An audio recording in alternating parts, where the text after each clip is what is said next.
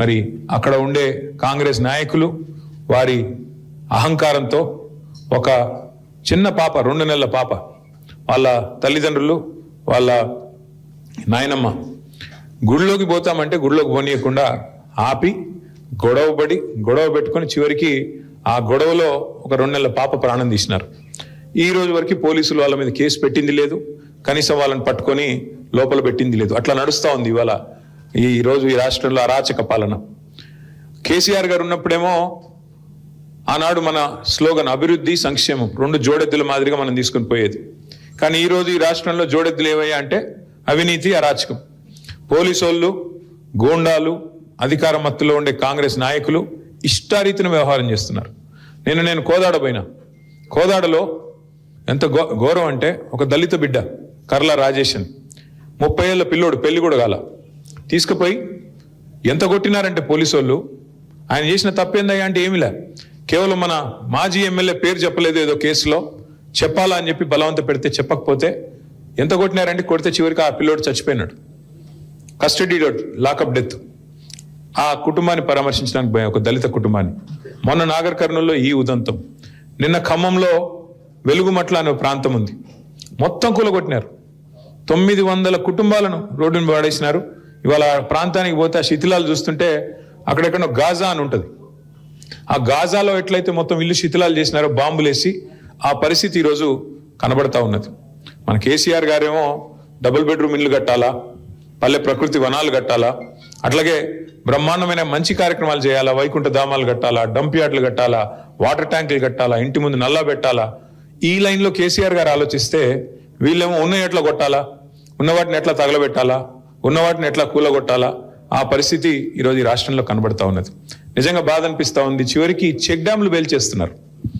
అది చెక్ డ్యాములు పేల్చేంత దుర్మార్గమైన పద్ధతి బహుశా భారతదేశంలో ఎక్కడ ఉండదు. ఇసుక కోసం. దేనికోసం అంటే చెక్ డ్యాములు ఉంటే నీళ్ళు ఆగుతున్నాయి, నీళ్ళు ఆగితే ఇసుక తోడుకొని కష్టమవుతుంది కాబట్టి చెక్ డ్యాములు పేల్చేస్తే ఇసుక బ్రహ్మాండంగా దోచుకోవచ్చు అని చెప్పి చెక్ డ్యాములు పేల్చేస్తా ఉన్నారు.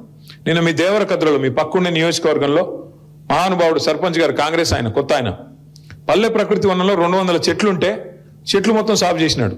ఏం చేస్తావయ్యా ఆడ అంటే అది బిల్డింగ్ కడతాడంట. ఇంకా ఆయన ఊళ్ళో జాగలేదంటే ఆడ కట్టనీకే. ఉన్న పల్లె ప్రకృతి వనం పెట్టిన చెట్లు వాడిని కొట్టేస్తాడా? అట్లాంటి పరిపాలన ఈరోజు రాష్ట్రంలో నడుస్తూ ఉన్నది. సరే, ఇవన్నీ ఎందుకు జరుగుతున్నాయంటే ఒకటి మీకు తెలుసు. మొన్న రేవంత్ రెడ్డి గారు ఓపెన్గా చెప్పారు, ఆయన పాపం ఏం దాచుకోడు, చాలా నిజాయితీ గల మోసగాడు ఆయన. చాలా నిజాయితీగా చెప్పినాడు ఆయన. 1000 కోట్లు గాంధీ కుటుంబానికి 1000 కోట్లు ఇచ్చే సత్తా ఇవాళ తెలంగాణ కాంగ్రెస్ పార్టీకి ఉంది అని చెప్పినాడు. మరి 1000 కోట్లు ఇవ్వాలంటే పేదోళ్ళు గుడిసెలు కూల్చాలి కదా, పేదోళ్ళు భూములు గుంజుకోవాలి కదా. గుంజుకునైనా సరే మొత్తానికైతే ఇవాళ 1000 కోట్లు చేయాలా, నా కుర్సీ కాపాడుకోవాలా, ఇదే స్లోగన్తో చక్కగా ఈ ప్రభుత్వం మరి పనిచేస్తూ ఉంది. మీరు చూస్తూ ఉన్నారు. ఈ ఎన్నికల ముందు ఇచ్చిన హామీలు అయితే నేను చెప్పాల్సిన పని లేదు. ఏ ఒక్కరికి ఈ ప్రభుత్వం న్యాయం చేయాలి. 6 గ్యారెంటీలకేమో మంగళం పాడినారు, గోరి కట్టినారు. మరి ఈరోజు కొత్త డ్రామాలు, కొత్త వేషాలు వేసుకుంటూ నడుస్తూ ఉన్నారు. ఒకటి మాత్రం వాస్తవం, ఇవాళ రాష్ట్రంలో ప్రజలు, ముఖ్యంగా మీ నడిగడ్డలో ఏదైతే స్ఫూర్తి ఉందో ఆ నడిగడ్డ స్ఫూర్తి రాష్ట్రం మొత్తం పాకాలి. రాష్ట్రం మొత్తం కూడా నడిగడ్డని స్ఫూర్తిగా తీసుకోవాలి. ఎన్నిక ఏదైనా ఎగిరేది మాత్రం గులాబీ జెండా అన్నట్టుగా ఇవాళ నడిగడ్డలో, అది మున్సిపల్ ఎన్నికైనా, పంచాయతీ ఎన్నికైనా, శాసనసభ అయినా, శాసన మండలి అయినా అన్నిట్లో మీరు గెలిపించుకున్నారు.